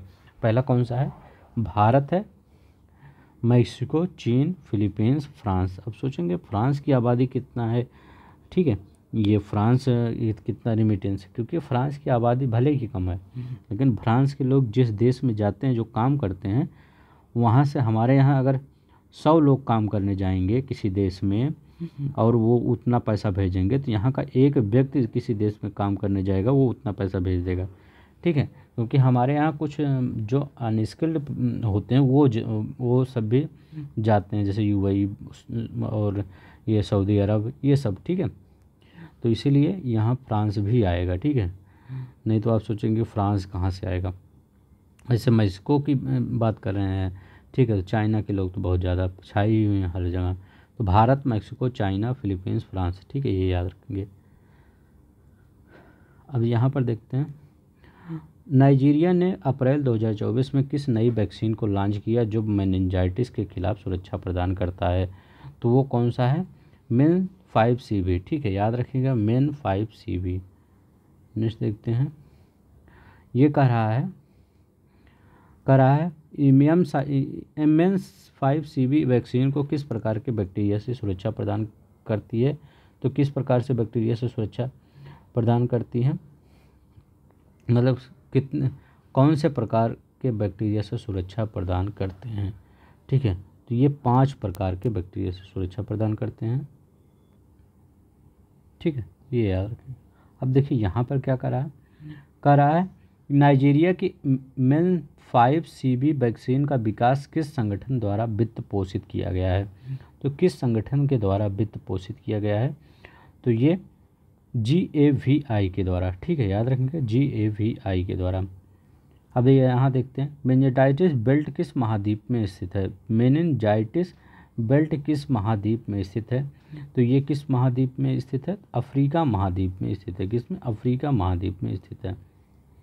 अब यहाँ पर देखते हैं, मेनिंजाइटिस के खिलाफ नाइजीरिया द्वारा विकसित वैक्सीन की सुरक्षा किस प्रकार के सूजन को रोकती है, तो किस प्रकार के सूजन को रोकती है, तो याद रखिएगा, मस्तिष्क और रीढ़ की हड्डी के आसपास सूजन को रोकती है। यहाँ पर देखते हैं, WHO ने मेनिंजाइटिस को समाप्त करने का लक्ष्य किस वर्ष तक रखा है, तो ये किस वर्ष तक रखा है, तो ये याद रखेंगे 2030 तक रखा है, ठीक है, 2030 तक। अब यहाँ पर देखते हैं, 15 अप्रैल 2024 को एयरपोर्ट काउंसिलिंग इंटरनेशनल वर्ल्ड द्वारा जारी दुनिया की शीर्ष 10 सबसे व्यस्ततम हवाई अड्डों की सूची में इंदिरा गांधी हवाई अड्डा को कौन सी रैंक प्रदान की गई है, तो जो सबसे व्यस्ततम 10 सबसे सूची हैं उसमें मतलब शीर्ष 10 सबसे व्यस्ततम हवाई अड्डों की सूची में इंदिरा गांधी हवाई अड्डे को कौन सी 10वीं रैंक प्रदान की गई है, ठीक है, याद रखिएगा। शीर्ष स्थान पर कौन सा है, तो शीर्ष स्थान पे है, मतलब शीर्ष स्थान पे पूछ रहा है, तो ये है हार्ट्सफील्ड जैक्सन अटलांटा अंतर्राष्ट्रीय हवाई अड्डा, ठीक है, ये है। नेक्स्ट देखते हैं, यहाँ पे कह रहा है 2022 की तुलना में जो 2023 में इंदिरा गांधी अंतर्राष्ट्रीय हवाई अड्डे की रैंक कैसे बदल गई, मतलब कैसे बदल गई, ठीक है, तो मतलब ये घटी है, ठीक है, तो घटी है रैंक, बढ़ी नहीं है, ठीक है, रैंक घटी है। इंदिरा गांधी हवाई अड्डा कहाँ है, नई दिल्ली में। अब यहाँ पर देखिए, विश्व हेपेटाइटिस रिपोर्ट 2024 की बात करते हैं। विश्व हेपेटाइटिस रिपोर्ट 2024 के अनुसार भारत को किस प्रकार की वायरल हेपेटाइटिस संक्रमण का सामना करने वाले देशों में चिन्हित किया गया है, तो हमें बी और सी, ठीक है, तो याद रखेंगे बी और सी। यहाँ पर क्या कह रहा है, 2022 के भारत में वायरल हेपेटाइटिस को कितने मामलों की रिपोर्ट की गई थी जो वैश्विक स्तर पर प्रतिशत था, तो 3.5 लाख, ठीक है। नेक्स्ट देखते हैं, यहाँ कह रहा है कि 2022 में वायरल हेपेटाइटिस से भारत में कितने लोगों की मौत हुई थी। तो भारत में कितने लोगों की मौत हुई, 1.23 लाख की मौत हुई थी। नेक्स्ट देखते हैं विश्व यूनिवर्सिटी रैंकिंग 2024 से क्वेश्चन, क्यूएस द्वारा जारी विश्व यूनिवर्सिटी रैंकिंग 2024 भारत में कितने विश्वविद्यालय ने जगह बनाई। तो भारत ने 69 विश्वविद्यालय ने जगह बनाई, ये पूछा जाता है ये रैंक, ठीक है। वर्ष 2024 की क्यूएस रैंकिंग में भारत के किस विश्वविद्यालय ने विकास अध्ययन में वैश्विक स्तर पर 20वां स्थान प्राप्त किया है, ठीक है। तो किसने, तो जेएनयू ने, ठीक है, जवाहरलाल नेहरू विश्वविद्यालय ने प्राप्त किया है। चेन्नई स्थित Savita institute of medical and institute sciences को 2024 की क्यूस रैंकिंग में दंत चिकित्सा अध्ययन श्रेणी में कौन सी वैश्विक रैंक प्राप्त हुई है। तो ये कौन सी वैश्विक रैंक प्राप्त हुई है, 24, ठीक है। यहाँ क्यूएस की विश्व रैंकिंग 2024 में किन 5 प्रमुख क्षेत्रों के 55 विषयों के लिए वैश्विक रैंकिंग प्रदान की गई है। तो जिसमें याद रखिएगा चिकित्सा विज्ञान, वाणिज्य, नर्सिंग, बायोलॉजी, साइंस और मनोविज्ञान के लिए। नेक्स्ट देखते हैं 2024 की क्यूएस रैंकिंग में कितने भारतीय विश्वविद्यालयों को रैंकिंग में जगह मिली है, जबकि पिछले वर्ष कितने विश्वविद्यालयों को जगह मिली थी। तो अभी कितने विश्वविद्यालयों को, 69 विश्वविद्यालय को अभी मिली है, और जो पहले कितने मिले थे, तो पहले 66 विश्वविद्यालय को, ठीक है। तो याद रखेंगे ए वाला आंसर सही हो जाएगा। नेक्स्ट देखते हैं विश्व प्रेस स्वतंत्रता सूचकांक के बारे में क्वेश्चन, विश्व प्रेस स्वतंत्रता सूचकांक 2024 में भारत की 180 देशों में कौन सा रैंक है। तो भारत की रैंक भी बहुत अच्छी नहीं है, ठीक है, तो बहुत ही खराब रैंक है, 159 रैंक है। अब देखते हैं नेक्स्ट क्वेश्चन, विश्व प्रेस स्वतंत्रता सूचकांक 2024 के अनुसार भारत की प्रेस स्वतंत्रता मामले में कैसी स्थिति है। हम अत्यंत गंभीर स्थिति में हैं, ठीक है, अति गंभीर स्थिति में हैं। जब 159 रैंक रहेगी तो हम गंभीर रहेंगे ही। कितना है, 159, याद रखेंगे 159। विश्व प्रेस स्वतंत्रता सूचकांक 2024 के अनुसार भारत ने पिछले वर्ष की तुलना में कितने स्थानों में सुधार किया। तो 2 स्थानों में सुधार किया, पहले 161 था, अब कितना हुआ, 2 सुधार हुआ, तो ये यहाँ पर 2 स्थानों में। अब देखिए सिपरी की रिपोर्ट 2024 के अनुसार विश्व में हथियारों का सबसे बड़ा आयातक राष्ट्र कौन सा है। तो ये हथियारों का सबसे बड़ा आयातक राष्ट्र कौन सा है, तो ये भारत है, ठीक है, भारत हथियारों का सबसे बड़ा आयातक राष्ट्र है। अब देखिए यहाँ पर ये क्वेश्चन आया है, किस पेपर में आया था, एक बार मैं पेपर देख रहा था सिपरी की रिपोर्ट में ये आया था, उसमें सिंपल क्वेश्चन पूछ लिया गया था। वहाँ पर कहाँ पर ईपीएफओ में पेपर में आया यही था, सिपरी की रिपोर्ट के अनुसार सबसे ज़्यादा हथियार कौन किसके पास है, कौन आयात करता है, ठीक है। तो यही आता है, ये इसमें क्या है, भारत ही सबसे ज़्यादा आयात करता है। चलते हैं देखते हैं यहाँ पर क्या है, सिपरी की सैन्य खर्च रिपोर्ट 2024 के अनुसार 2023 में सेना और हथियारों पर सर्वाधिक खर्च करने के मामले में 3 देश कौन से हैं। सबसे 3 देश कौन से हैं, तो अमेरिका, चीन और रूस, ठीक है। तो याद रखिएगा अमेरिका, चीन और रूस सबसे ज़्यादा सेना पे खर्च करते हैं, ठीक है। अब देखिए सिपरी की रिपोर्ट के अनुसार 2024 के अनुसार भारत और सऊदी अरब का सैन्य खर्च के मामले में क्रमशः कौन सा स्थान है। तो भारत का रैंक 4था है और सऊदी अरब का 5वां है। तो पहले 3 तो वही हैं, कौन है, यूएसए है, चाइना है और रसिया है।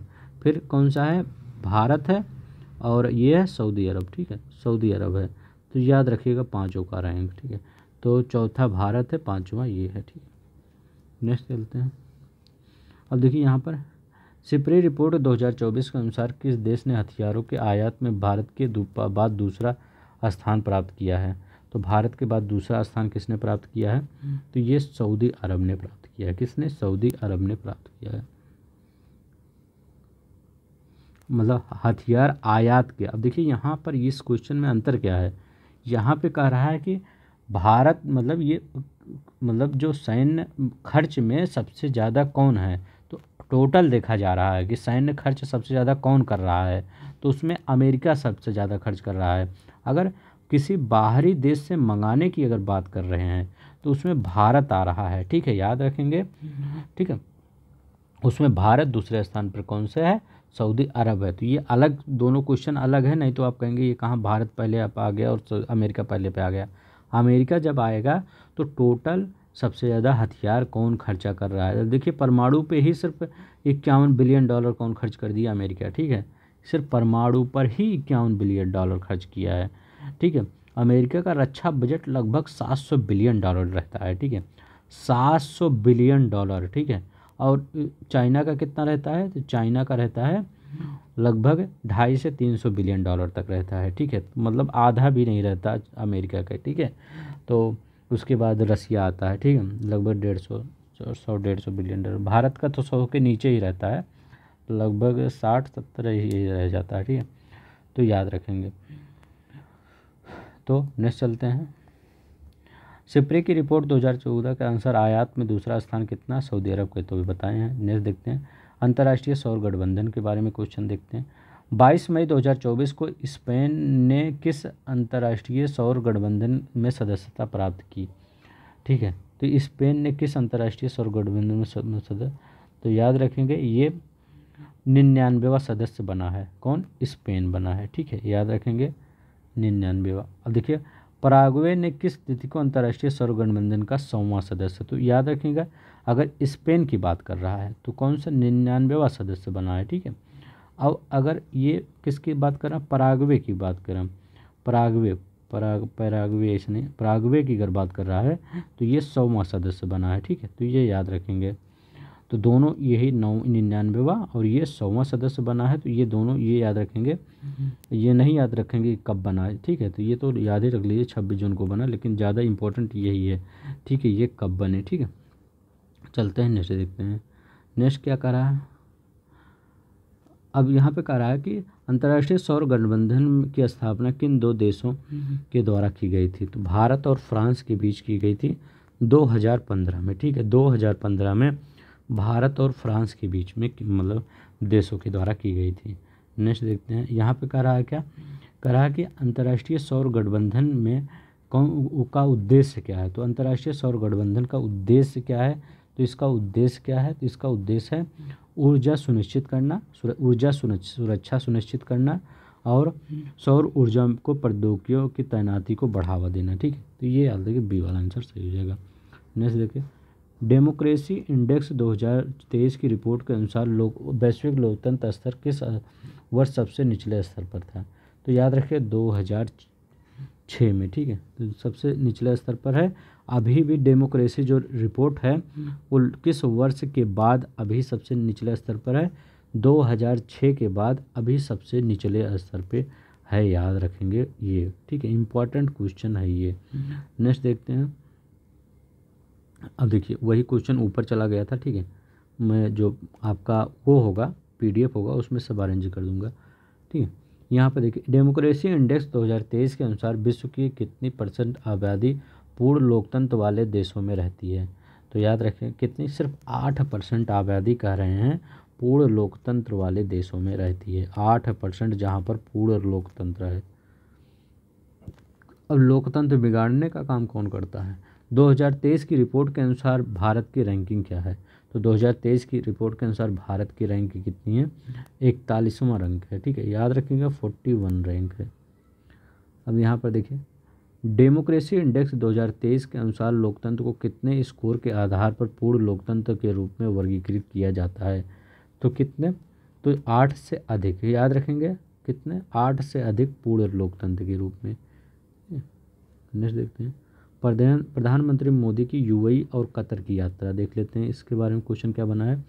प्रधानमंत्री नरेंद्र मोदी की UAE यात्रा के दौरान कौन से कार्यक्रमों में हिस्सा लिया, तो प्रधानमंत्री नरेंद्र मोदी ने किस कार्यक्रम में, प्रवासी भारतीय समुदाय कार्यक्रम में अहलान मोदी, याद रखिए अहलान मोदी विश्व सरकार शिखर सम्मेलन में भाग लिया। नेक्स्ट देखते हैं, अब यहाँ पे कह रहा है कि प्रधानमंत्री नरेंद्र मोदी ने UAE यात्रा के दौरान कौन सा महत्वपूर्ण उद्घाटन किया है, तो पहला हिंदू मंदिर का उद्घाटन किया है वहाँ पर, ठीक है। यहाँ पर 7वां हिंद महासागर सम्मेलन हुआ था। 7वां हिंद महासागर सम्मेलन कब और कहाँ आयोजित किया गया था, तो ये कहाँ पर आयोजित किया गया था, 9 से 10 फरवरी 2024 को पर्थ कहाँ पर है, तो ये भी मैं दिखा देता हूँ क्योंकि एक बार क्वेश्चन आपके पेपर में पूछ लिया गया था। ये देखिए, ये आपका पड़ता है, ऐसे ऑस्ट्रेलिया नहीं बनता, लेकिन आप जान लीजिए ऐसे ही बना है, ठीक, ऐसे, ठीक है, ऐसे। तो पर्थ यहाँ पर है, तो दक्षिण पश्चिम में पर्थ पड़ता है, ठीक है, यहीं पर। नेक्स्ट देखते हैं। अब यहाँ पर देखते हैं, 7वें हिंद महासागर सम्मेलन निम्न में से कौन से देशों के प्रमुख उपस्थित हुए थे? तो कौन से देश? यहाँ पर श्रीलंका, ठीक, ऑस्ट्रेलिया था ही, सिंगापुर, भारत, ठीक, ये प्रमुख उपस्थित हुए थे, ठीक। चलते हैं, नहीं देखते हैं। 7वें हिंद महासागर सम्मेलन का आयोजन किस स्कूल और केंद्र ने सहयोग किया? तो बताइए। तो याद रखिएगा, S Rajaratnam school of international studies, Singapore, Perth, US Asia center, ठीक है। तो ये याद रखेंगे, ए वाला इसमें सही होगा। नेक्स्ट देखते हैं, ट्रांसपेरेंसी इंटरनेशनल द्वारा जारी भ्रष्टाचार धारणा सूचकांक 2023। अब देखिए, इसमें कह रहे हैं भारत की रैंक कितनी है, तो भारत की रैंक कितनी है? तो 93 रैंक है, बहुत इंपॉर्टेंट है। 93वां रैंक है भारत की ट्रांसपेरेंसी इंटरनेशनल द्वारा भ्रष्टाचार धारणा सूचकांक में, ठीक है। टेलीग्राम आप ज्वाइन कर लीजिएगा, जितने भी इंडेक्स होंगे मैं सब एक बार उसमें क्यूज में डाल दूंगा, ताकि आप सब क्यूज को एक बार कर लेंगे तो आपका कंप्लीट तैयार हो जाएगा। टेलीग्राम आप ज़रूर ज्वाइन कर लीजिए, क्योंकि कभी भी कोई भी न्यूज आती है हम वहीं पर देते हैं। अगर अभी टेलीग्राम बंद होता है तो मैं व्हाट्सएप चैनल का लिंक दे दूँगा, वहाँ पर आप सब ज्वाइन कर लीजिएगा, ठीक है। नेक्स्ट देखते हैं, भ्रष्टाचार धारणा सूचकांक को किस आधार पर तैयार किया जाता है? तो भ्रष्टाचार धारणा सूचकांक को किस आधार पर? सार्वजनिक क्षेत्र के भ्रष्टाचार, कथित स्तरों और विशेषज्ञ व्यापारी लोगों की धारणा पर, ठीक है। नेक्स्ट देखते हैं, भ्रष्टाचार धारणा सूचकांक 2023 के अनुसार भारत ने 2022 में के सूचकांक में ने नीचे गिरकर 2023 में कौन सा स्थान प्राप्त किया है? तो कौन सा स्थान? 50वें से 93वें, ठीक है। अब यहाँ पर देखते हैं, टॉम ट्रैफिक इंडेक्स 2024। अब क्या करा है? टॉम ट्रैफिक इंडेक्स 2024 के अनुसार दुनिया का सबसे धीमा शहर कौन सा है? तो सबसे धीमा शहर कौन सा है भारत का? तो याद रखिए, मतलब दुनिया का सबसे धीमा शहर, ठीक है। धीमा शहर मतलब जहाँ पर क्या होता है, एक जगह से दूसरे जगह जाने के लिए बहुत ज़्यादा समय लगता है, ठीक है, यही होता है, ठीक है। मतलब ज़्यादा ट्रैफिक होता है, ये ट्रैफिक इंडेक्स है, ठीक है। कहाँ पर ज़्यादा? सबसे ज़्यादा लंदन में ट्रैफिक है। टॉम ट्रैफिक इंडेक्स 2024 में लंदन में 10 किलोमीटर की यात्रा करने में कितना समय लगता है? तो 37 मिनट। तो हमारे यहाँ भी 10 किलोमीटर की यात्रा करने में लगभग 20-25-30 मिनट तो लग ही जाए। रोड हमारे यहाँ भी बहुत ज़्यादा है, ठीक है। पता चला कि कहीं भी जा रहे हैं, कहीं जाम हो गया, ठीक है, तो हम 37 मिनट नहीं, 2 घंटा लग जाता है, ठीक है। तो लेकिन औसत यहाँ पर सबसे ज़्यादा लगता है 37 मिनट 20 सेकंड 10 किलोमीटर यात्रा तय करने में लंदन में। यहाँ पे क्या करें, टॉम ट्रैफिक इंडेक्स 2024 के अनुसार लंदन के बाद किन शहरों का स्थान क्रमशः है? तो लंदन के बाद किसका स्थान है? डबलिन का, टोरंटो का, मिलान का और लीमा का, ठीक है। अब देखिए, जनवरी 2024 में विश्व स्वास्थ्य संगठन ने किस देश को मलेरिया मुक्त प्रमाणित किया? तो याद रखिएगा, किसको? कार्बो वर्डे को, ठीक है, कार्बो वर्डे को मलेरिया मुक्त किया, ठीक है। ये भी एक क्वेश्चन ऊपर आ गया है, ठीक है, इसको मैं सब सही कर दूंगा, ठीक है। कार्बो वर्डे ने मलेरिया मुक्त प्रमाण प्राप्त किया WHO के द्वारा। तो ये कब प्राप्त किया था? मतलब कार्बो वर्डे के मलेरिया मुक्त प्रमाण के बाद अफ्रीकी क्षेत्र में WHO द्वारा मलेरिया मुक्त प्राप्त करने वाले कुल देश कितने हो गए हैं? तो कुल देश कितने हो गए हैं? 3 देश हो गए हैं, ठीक है। तो याद रखेंगे कितने? 3 देश हो गए। अब आप पूछेंगे वो दोनों देश कौन से हैं? तो वो दोनों देश, एक है मलेशिया, ठीक है। तो मलेशिया कहाँ कर रहे हैं? मॉरिशस, ठीक है, मॉरिशस एक ही साथ नाम आता है। मॉरिशस है, दूसरा अल्जीरिया है, ठीक है, अल्जीरिया। तो अल्जीरिया और मॉरिशस, ये दोनों देश के बाद तीसरा कार्बो वर्डे है, जो क्या है? ये उपलब्धि अफ्रीकी क्षेत्र में, ये अफ्रीकी, मॉरिशस कहेंगे अफ्रीका में, कहा तो ये अफ्रीकी क्षेत्र की बात कर रहे हैं, ठीक है। तो अफ्रीकी क्षेत्र यहाँ लिखा गया ना, हाँ, तो अफ्रीकी क्षेत्र में ये 3 देश हो गए हैं, ठीक है, कार्बो वर्डे, मॉरिशस, अल्जीरिया, ठीक है। नेक्स्ट देखते हैं, अब यहाँ पर देखते हैं क्या करा। 1 जनवरी 2024 को ब्रिक्स समूह के कितने नए सदस्य शामिल हुए हैं? तो कितने नए सदस्य, 5 नए सदस्य ब्रिक्स समूह में शामिल हुए हैं। अब देखिए 2023 में ब्रिक्स के जोहान्सबर्ग शिखर सम्मेलन में कितने देशों को ब्रिक्स सम्मेलन में शामिल करने का प्रस्ताव किया गया था, तो किसने, 6 देशों को ब्रिक्स समूह में शामिल करने का प्रस्ताव किया गया था, लेकिन एक देश ने इनकार कर दिया था। वो कौन था, अर्जेंटीना। पेंटागोनिया जहाँ मरुस्थल है या पठार है वहीं पर।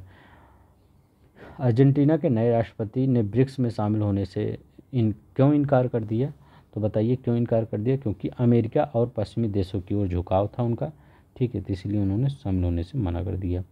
अब देखिए यहाँ पर ब्रिक्स समूह की स्थापना कब की गई थी, तो ब्रिक्स समूह की स्थापना कब की गई थी, 2006 में की गई थी। 2006 में ब्रिक्स समूह की स्थापना। अब देखिए ब्रिक्स समूह का नाम बदलकर ब्रिक्स कब रखा गया, मतलब ये देखिए ये गलत ही क्वेश्चन है। तो मतलब ये ब्रिक पहले था, तो बाद में क्या हुआ, पहले ये था BRIC, ब्रिक था। जब साउथ अफ्रीका जुड़ा तो ये ब्रिक्स पड़ गया, तो यहाँ तो ब्रिक होना चाहिए। ब्रिक समूह का नाम बदलकर ब्रिक्स कब पड़ गया, तो ये कब पड़ गया, 2010 में पड़ गया, ठीक है, साउथ अफ्रीका के जुड़ने के बाद, ठीक है, तो ब्रिक्स हो गया, ठीक है। अब यहाँ पर देखते हैं, यहाँ पर क्या करा है, रूस के कजान में अक्टूबर 2024 में प्रस्तावित ब्रिक्स शिखर सम्मेलन का आदर्श वाक्य क्या है। इंपॉर्टेंट क्वेश्चन है, याद रखेंगे। अब कहाँ पे होगा ब्रिक्स 2024 का शिखर सम्मेलन, रूस के कजान में होगा। ये देखिए कजान याद रखेंगे, रूस के कजान में अक्टूबर 2024 में ये ब्रिक्स शिखर सम्मेलन आयोजित होगा।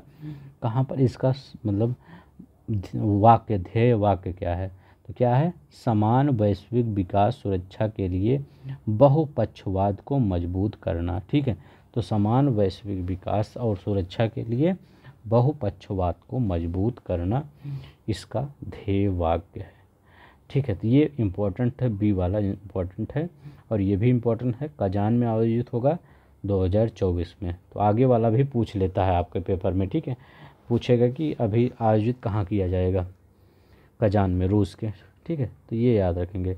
बस शायद इतना ही क्वेश्चन आपके पास ये अब यहाँ पर बचा था, ठीक है, तो लगभग 150 क्वेश्चन तो होंगे ही, ठीक है, करवा दिए। यहाँ पर टाइम ज़्यादा लगा, लेकिन जितने भी क्वेश्चन थे अगर आप इसको 1 से 2 बार देख लेंगे तो लगभग आपका जो आपका घटना सार का है ये पढ़ने की ज़रूरत नहीं पड़ेगी, ठीक है। मतलब आप एक बार पढ़ के फिर करिएगा तो ज़्यादा अच्छा लगेगा कि आप तुरंत आंसर दे देंगे, ठीक है।